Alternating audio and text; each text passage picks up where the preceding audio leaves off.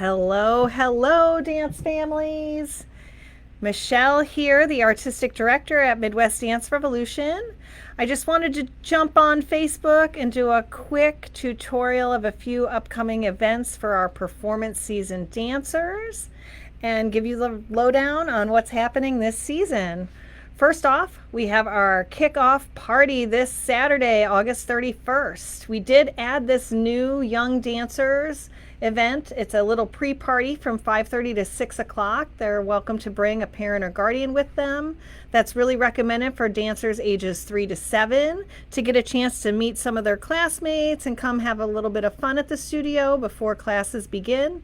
And then for our dancers ages 7 and up, they can come from 6 to 7 p.m. That party there is for dancers only. Parents are not invited unless you want to be a helper, and you can register there to be a helper. Let's move on. We're going to go and jump right into the parent portal. So the parent portal this year, there's a few more things that you can do that you couldn't do last year. The biggest thing is check attendance and take attendance. So this year we're going to really be utilizing the attendance sheets, and you are able to log into your parent portal yourself, and right here click on attendance, and when you do that you'll be able to log your dancers attendance. In addition, you can see your class music when we start working on Nutcracker and recital things, and you can also pay and see lots of other information in there. Let's see, moving on, I just want to talk through quickly about our tuition and fees. This is a little bit different than we had done in previous seasons. We changed the due date for class tuition this year. So I want to make sure everybody understands and knows the due dates. The due dates for tuition will be on the 20th of the month this year. So the first tuition payment is September 20th, and then October all the way through April. We do ask that you pay by the 25th of the month before we assess a late fee. If you want to pay cash or check, please make sure that we have that at the studio. You can hand it to one of the teachers at the door, but must be in an envelope. We will not accept any payments that do not come in an envelope. We will have them at the door for you, but it does help if you just write your dancer's name on there and what it's for, if it's for costume fees or tuition or what have you, and then we will send you an email with a receipt for that. Or you can log in online, or of course you can do the auto tuition. Costume fees are due November 1st. So this is a separate payment. Last year it was combined with tuition.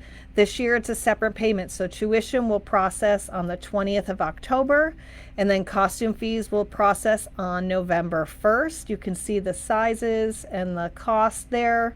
Recital fee will be February 1st.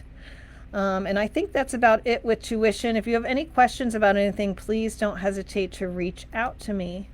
Next up, we're going to talk about dress code. We really are going to crack down on the dress code this year, especially because the classes are growing in size, and the more dancers, the more bodies we're watching, and we really want to see dancers' alignment and make sure that everyone is dancing together. So the big thing is solid colors, right? So as long as you're leotard, tights, and skirts or whatever you're wearing don't have any patterns, you should be good to go. Any color is pretty much okay with us. For ballet, we just ask that you have tights on. They can be ballet pink, jazz, or tan, or black. For ballet is fine. And for jazz, the same. You can even wear leggings with a sports bra. That's totally fine. If you have a two-piece outfit, we just ask that the shirt is tight so that it doesn't ride up on your dancer. And that's it. And then down here you can see if you go to Discount Dance Supply and you use this code, or if you go online to Amazon and use QR code there, or you go down to the High Platinum Boutique in Branson, these are great places to get the attire that you need. And these links here will take you directly to what you need. And hair. Thank you, Miss Breeze, pointing out the hair. We don't want to forget hair. Please do your best. I know as a mom it is hard. Hair is a challenge for me too. Make sure that your dancer's hair is pulled back away from their face, especially for like jazz, ballet, acrobatics classes. The older the dancers get, they're going to be learning harder skills, and that hair can be a distraction. So if it's pulled away from their face, neat and tidy, they're able to focus on their dancing and be more successful. Lastly, here with the procedures of things, drop off, pickup. Most of you already know how it goes. You drop your dancers at the door, you wait for the teacher to wave you in. This year, we really are cracking down on dancers running across the parking lot. We are strictly prohibiting that at all. We do ask parents to please get out of their car and walk closer to where the cones are so they can pick up their dancer and walk them across safely. Our teachers will hold your dancer at the door and wave you to come closer to us if you are trying to wave your dancer across the parking lot. And again, we just want everyone to be safe. We don't want any accidents to happen. If you're going to be late, please try to let us know. You can text me. We have a new cell phone number if you don't remember. It's area code 417-633-2222. And you can always text us and let us know that you're going to be late. Dancers that do arrive 15 minutes late without notifying us will not be allowed to take class, and they'll be asked to sit out and watch. This is, again, due to the safety reasons, especially for some of the more advanced classes. If a class is only 45 minutes and they miss the entire warm-up and conditioning, it's really not safe for them to be working on the skills. Let's see, watching through the front windows. We totally understand that you want to try to sneak a peek through the front windows, and we don't mind that at all. We just ask that you really don't knock on the glass and disrupt the dancers while they're in class. Please note as well that we do not have a waiting area. So if your dancer has a break between classes, you do need to pick them up and find something for them to do. We don't really have a spot for them to sit in between classes at this time. All right, classroom rules. Right here, we're just going to go through these with the kids in class and make sure that they understand. But we just want to make sure that the parents and guardians understand too, with the classes getting bigger, if your dancer is maybe having trouble listening, or maybe they don't seem engaged in the class, we're going to be reaching out to you just to make sure that you're aware of that and to make sure your dancer's in the proper class.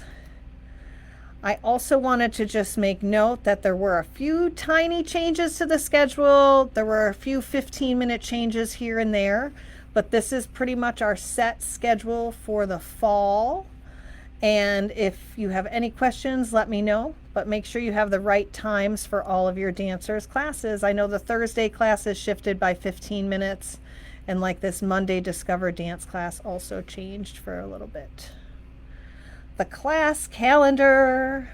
So all of this can be seen on the website. I just want to quickly go through the big important things, right? Nutcracker auditions are September 14th. We did change the date on that. Halloween costumes to class is there. We want to remember fall break. Parent observation week is November 18th through 22nd this year. And then Nutcracker information is all here as well. I'm not going to read all those dates to you though. If you have any questions, let us know. I can tell you for certain that the recital dates and the Nutcracker dates are absolutely set in stone. We've already talked to the theater. They will be at the Clay Cooper Theater in Branson again this year, and we are super excited to work with them. All right, Nutcracker auditions. The date has been pushed back to September 14th for the auditions. We want to encourage all of our dancers to audition.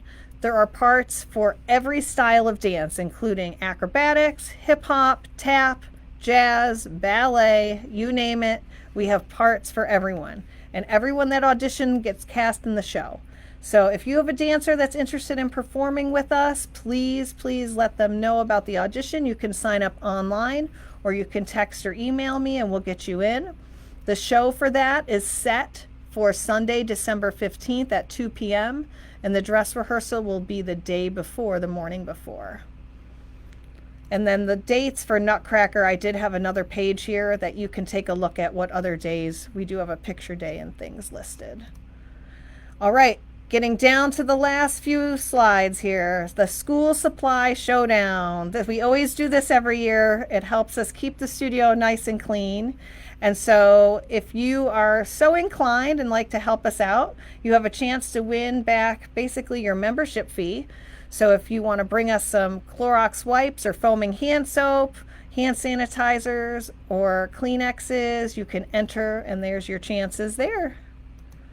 And then lastly, private lessons. I'm just going to talk about this very briefly. If your dancer is interested in doing a duet, trio, solo in the recital this year, we will be watching them diligently in class this fall, and those will go out. The invites for those will go out towards the end of November, early December.